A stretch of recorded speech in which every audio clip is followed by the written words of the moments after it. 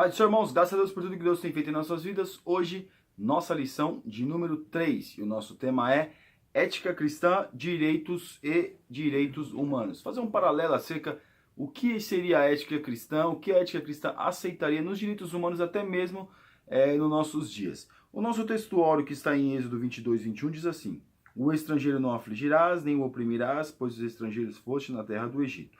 Então Deus colocou algumas leis para que o povo de Israel pudesse seguir acerca do estrangeiro, acerca dos direitos humanos, para que as pessoas pudessem ter recursos. Se a gente fosse ver a questão de Ruth, quando ela estava lá no campo de Boaz, Noemi, e requereu a sua terra, tudo isso fazia parte até dos direitos que as pessoas tinham. Então Deus, o Todo-Poderoso, sempre deu um amparo para essas pessoas, para que elas não venham ficar desamparadas e com problemas. Então nós vemos o cuidado de Deus para com essas... Não é como nós estamos vendo hoje, como nós vamos falar no decorrer do comentário. A nossa verdade prática diz assim: os direitos do ser humano revelados na palavra de Deus têm como fundamento o amor. Então tudo é simbolizado pelo amor, tudo leva ao amor, o amor ao próximo, o amor à pessoa que está ali vivendo aquela situação. Então veja o cuidado de Deus para com as pessoas, o cuidado de Deus para com as vidas. Deus não deixa ninguém desamparado. O cuidado de Deus para nossas vidas, meus irmãos, olha para quê? Para que a gente venha ter, viver melhor nessa terra. E aquele que tem mais possa cuidar daquele que tem menos. Mas nós estamos vendo, irmãos, que as coisas não estão bem assim. A nossa leitura bíblica em classe, que está em Isaías 58, do 6 ao 12, diz assim: Porventura, não é este o jejum que escolhi, que soltes as ligaduras da impiedade, que desfaças as ataduras do jugo, e que deixes livre os quebrantados, e que despedaces todo o jugo? Então aqui Deus estava falando para o povo: olha, esse é o jejum é de se abster de algumas coisas. Por quê? Porque eles estavam fazendo isso com as pessoas menos afortunadas. Os mais pobres eram feitos de escravos. Então Deus fez com que eles viessem a ter consciência do que eles deveriam fazer, da forma que eles deveriam proceder e se lembrar lá de trás. E até o versículo 9 diz assim: Então clamarás e o Senhor te responderá, gritarás e ele dirá: Eis-me aqui. E aconteceria isso se tirasses do meio de ti o jugo e estender do dedo e o falar vaidade. Ou seja, parar de apontar aos outros, que quando eles clamassem Deus ia ouvir. Mas eles estavam oprimindo os mais pobres, oprimindo os menos afortunados. Então nós vemos que essa opressão fez com que eles clamando Deus não os ouviria. E o versículo de número 11: E o Senhor te guiará continuamente, e fartará tua alma em lugares secos, e fortificará os teus ossos, e serás como um jardim regado, e como um manancial cujas águas nunca faltam. Ou seja, se eles procedessem da forma que Deus queria que eles procedessem, Deus tinha essa promessa. E a nossa introdução: grande parte da história da humanidade demonstra que os direitos foram prerrogativas de uma minoria privilegiada. Então, quem tem esses direitos é uma minoria privilegiada que tem condições de pagar para poder ter esses direitos. Em tempos modernos foi que surgiu o conceito de direitos fundamentais inerentes à dignidade humana. Os direitos humanos, apesar de esses conceitos florescerem em tempos atuais, desde a criação do homem, as escrituras sagradas revelam a vontade de Deus acerca de que é direito e dever nas relações humanas. Então sempre houve os direitos humanos, sempre houve o direito para as pessoas não ter pelo menos o básico, o necessário para viver. E o tópico 1, a origem dos direitos humanos, e a parte 1, definição do direito. A raiz da palavra direito tem origem no latim rectus, que significa aquilo que dá ética, aquilo que é reto, correto e justo. Na perspectiva da ética, o que é direito torna-se modelo do que é bom e correto. Assim, a ética ou a moral comum a todas as culturas pode se expressar em termos de direitos do indivíduo. Esses direitos refletem a dignidade do ser humano, como, por exemplo, a proteção à vida, a liberdade individual e a igualdade. Estes são pressupostos fundamentais acerca da dignidade humana, ou seja, esse é o direito que o povo tem. Como nós já falamos, ter um mínimo para poder viver. E o 2, Declaração dos Direitos do Homem e do Cidadão. Promulgada pela primeira vez em 26 de agosto de 1789, em Paris, na França, essa declaração foi resultado da Revolução Francesa, que, inspirada pelo Iluminismo, elaborou 17 artigos proclamando a liberdade e a igualdade entre os indivíduos. Esses direitos passaram a ser considerados universais, ou seja, válidos para todos os homens em qualquer época ou lugar. É claro, meus irmãos, que sempre passa-se o tempo e parece que os homens eles se esquecem do direito dos outros. E nós vemos aqui na Revolução de 89, eles reivindicaram, os trabalhadores reivindicaram muitas coisas, né? Porque a gente via que tinha a questão de emprestar até, de alugar a terra, e a pessoa se tornava escrava. Então tinha várias situações que o pobre ficava sempre cada vez mais pobre, e o rico cada vez mais rico. Então isso foi uma revolução que houve, para quê? Para que venha a se ter pelo menos um pouquinho de classe social, as classes não pudessem ficar tão distantes, mas sempre tem. Mas nós vemos aqui que deu resultado, que no entanto esses artigos foram para o mundo todo e muitos países, não na sua totalidade, mas parcialmente, e ajudou muito esses países. E o 3, Declaração Universal dos Direitos Humanos. Foi adotado em 10 de dezembro de 1948, após a Segunda Guerra Mundial, pela Organização das Nações Unidas, a ONU. A declaração, contendo 30 artigos, reconhece os direitos fundamentais e universais do ser humano como ideal comum a ser atingido por todos os povos e nações, sem distinção da raça, sexo, língua ou religião. É claro, aqui foi em 1948, depois que acabou a Segunda Guerra, passaram-se 3 anos, e aqui, claro, pelo que aconteceu com os judeus e até outros povos, que não foi o judeu que sofreu, perseguidores políticos que foram perseguidos pelos nazistas, que eram contrários ao regime, latinos, várias outras pessoas que acabaram sofrendo na mão dos nazistas. Então eles tiveram os direitos humanos. Mas aqui a ONU, é que aqui não está escrito, a ONU ela foi criada em 1945, a Organização das Nações Unidas foi fundada em 1945, logo após a Segunda Guerra Mundial. Para quê? Para que não houvesse mais guerra e as pessoas passarem por o que elas estão passando. Então nós vemos aqui que houve a Declaração Francesa, depois parece que se perdeu um pouquinho essa mentalidade, e depois nós vemos em 1948 voltando essa questão. E o 4, os direitos humanos no Brasil. Em nosso país, a expressão direitos humanos foi popularizada durante a década de 1980. Nessa época, militares políticos de esquerda passaram a usar a expressão em oposição ao regime militar. Então eles usaram essa questão de direitos humanos porque tinham os perseguidores políticos, tinha várias questões. Hoje muitos defendem a intervenção militar no país, como nós estamos vendo. Mas, irmãos, é muito interessante, por quê? Porque eu vou até colocar um parênteses aqui, porque o que acontece? Ao que parece, esse negócio de direitos humanos cresceu muito de uns anos para cá. Só que perceba bem, quem parece que tem direito não é o trabalhador, o pai de família. Quem tem direito, ao que parece, é o bandido, é a pessoa que muitas vezes prejudica a sociedade, e não o trabalhador. O trabalhador ele não tem direito nenhum, mas o presidiário tem, outros segmentos têm, menos o trabalhador. Ao que parece no nosso país, esse negócio de direitos humanos, é como as pessoas usam o jargão, direitos humanos só se for direitos para bandido, porque o trabalhador ele não tem. Nós sabemos que muitos dizem não, praticamente 90% de ser fatos verídicos mesmo, é que quem é colocado lá para poder falar acerca dos direitos humanos, dizem que são os próprios bandidos que às vezes financiam pessoas para poder se formar em direito, para poder defender eles e entrar com essa questão dos direitos humanos, porque o trabalhador não tem. O policial, ele não tem direitos humanos, mas o bandido que é morto pelo policial, ele tem. Mas o policial que é morto pelo bandido, ele não tem nenhum direito, não se fala nada sobre isso. Então, os direitos humanos na nossa nação estão muito invertidos. O certo é errado, o errado virou certo. Tópico 2. A Bíblia e os direitos humanos. Os direitos humanos no Pentateuco. Irmãos, os 5 livros revelam, né? Nós vemos que os 5 livros revelam acerca dos direitos que Moisés escreveu. Moisés escreveu o livro do Gênesis, alguns direitos foram colocados lá. Mas depois, quando Israel virou nação, quando eles estavam saindo da terra prometida, eles estavam caminho do deserto para a terra de Canaã, Deus constituiu eles como nação. Deus já tinha constituído eles como nação quando fez a promessa a Abraão. Mas agora o povo era populoso, então era uma nação. Então agora devia ter direitos, devia ter leis para poder reger este povo. E Deus mandou Moisés escrever muitos direitos para o povo, como nós já falamos. Então Deus nunca deixa as pessoas desamparadas. Deus colocou até situações, irmãos, que as pessoas não fiquem com classe social alta nem baixa. É uma classe social, uma muito distante da outra. mas uma próxima para as pessoas poderem viver bem. A pessoa que tivesse mais não podia escravizar aquela que tinha menos.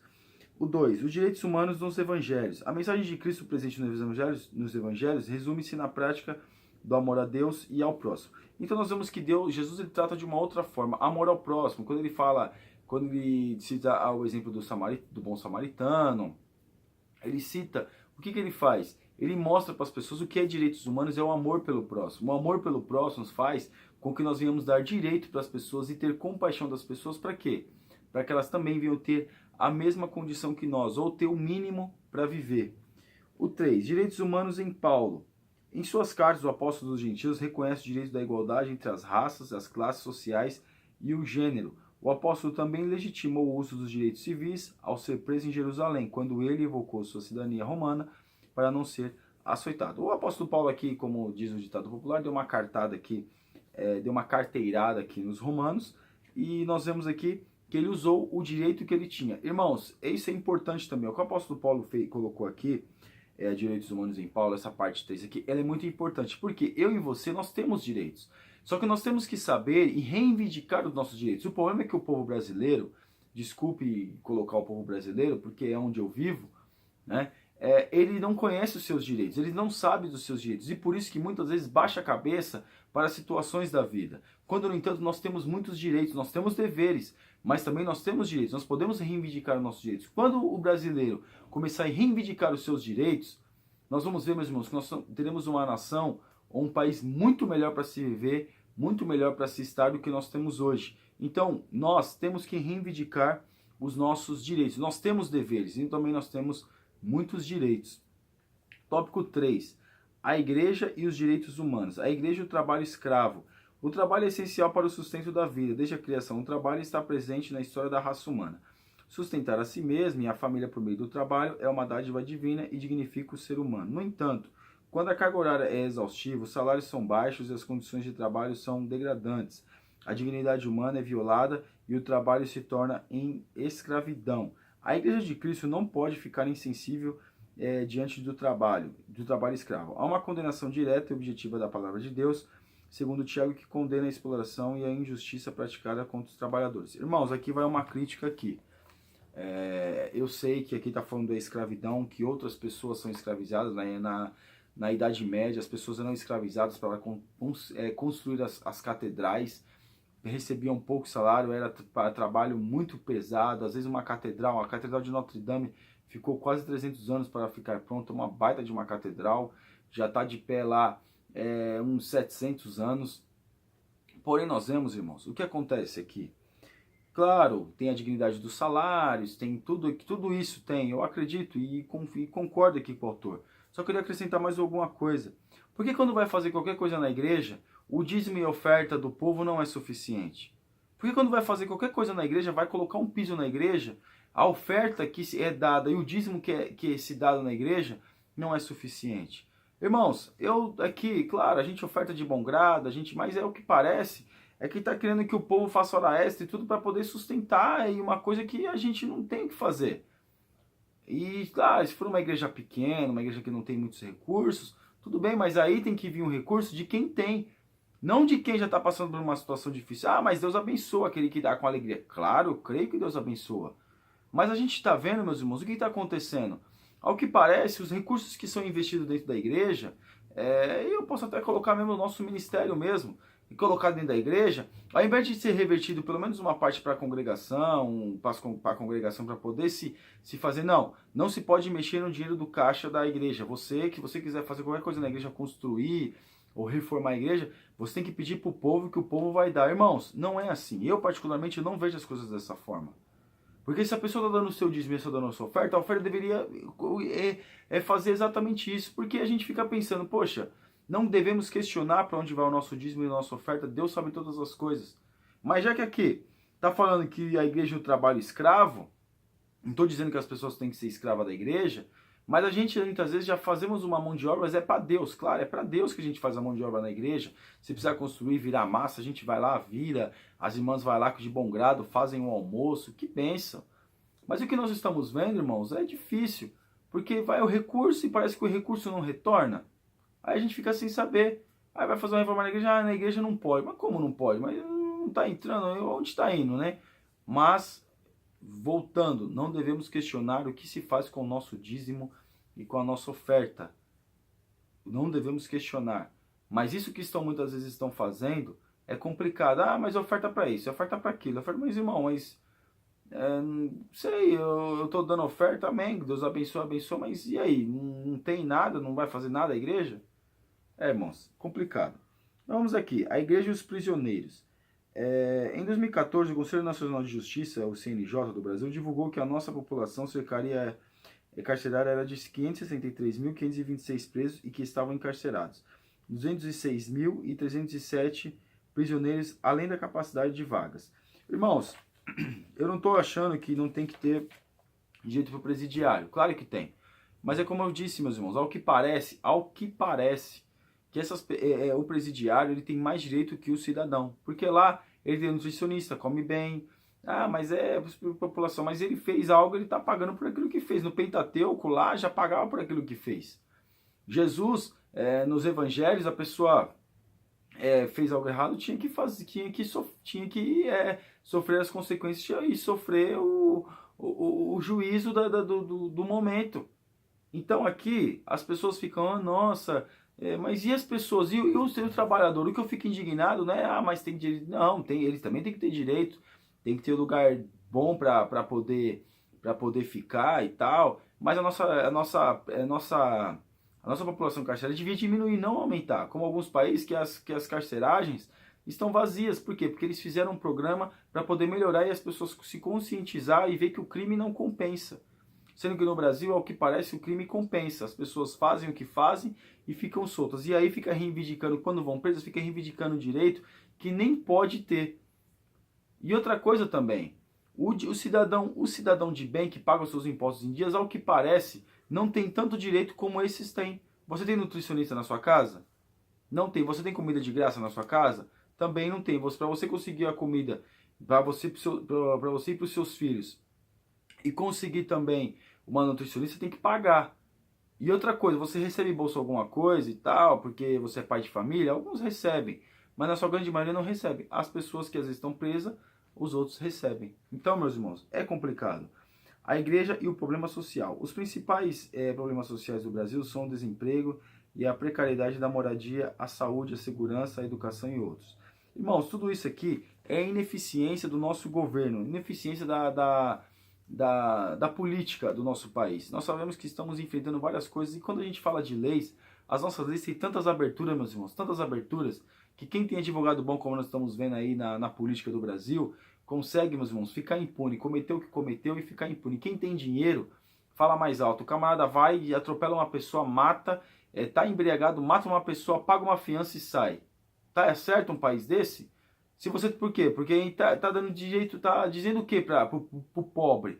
Tá vendo? Ele tem direito, ele sai. Você, como não tem direito, você fica. É isso que ele está dizendo ao pobre. Então, direito, meus irmãos, quem tem direito é quem tem condições e quem, de repente, quem tem condições financeiras, que é uma grande minoria, como nós vimos no começo da aula, do comentário, e também as pessoas que nosso país está virando valores invertidos. Mas a nossa conclusão diz assim: nenhum outro livro tem enaltecido tanto a dignidade humana como fez a Bíblia Sagrada. As Escrituras revelam o amor de Deus sem acepção de pessoas. A igreja é advertida em perseverar na prática do bem ao próximo. E os que ficam impassíveis diante da violação dos direitos humanos são considerados pecadores. Irmãos, eu tenho uma coisa para dizer para os irmãos. Não estou falando que Deus está me usando, não, nada disso. Eu estou dizendo eu. Irmãos, nós estamos vendo como está o nosso país. Como está o nosso país. Nós vamos vendo o nosso STF, que acha que está acima da lei, a soberba na cara daqueles homens. Eu vou dizer uma coisa para os irmãos. Tudo tem um tempo. Eu vou dizer, porque a Bíblia não nos dá essa garantia. Tudo tem um tempo. Quando essas pessoas se depararem com o juízo, o que elas vão dizer? Porque eles estão dando direito para as pessoas que têm condições, para as pessoas que estão em evidência. E o pobre? E aquele que está com o seu processo para ser julgado e está encarcerado? Esse também não tem direito? É uma coisa para nós pensarmos, irmãos. O brasileiro tem que começar a usar a sua mente e o seu raciocínio para poder começar aprender algumas coisas. Ah, política não se discute, isso não se discute porque o brasileiro não conhece. Não discute pelos seus direitos, porque o brasileiro não conhece os seus direitos. Porque se conhecesse, teria condições de se discutir. E outra coisa, o brasileiro fica perdendo tempo com futebol, com novela, com essas palhaçadas toda aí, e esquece que tem direito. E aí nós vemos todo mundo passando por cima da nossa cara, e a gente fica quieto. Não é um desabafo não, meus irmãos. É que realmente o brasileiro tá tão pregado. Agora que vai ter Copa do Mundo, ah, é a Copa, o Brasil vai jogar. Ah, o Brasil. Que Brasil, irmão? Ah, mas o meu time vai jogar, o Corinthians, Palmeiras, São Paulo, Santos, pode ser que time que for. As pessoas ficam intertidas nisso e ficam esquecendo dos seus direitos. E aí nós vemos que quem tem direito nesse país realmente não é o trabalhador, o pai de família. Amém, irmãos? Que Deus abençoe os irmãos em nome de Jesus. Você ainda que não é assinante do nosso canal, está convidadíssimo a assinar. E que Deus te abençoe. Fique na paz.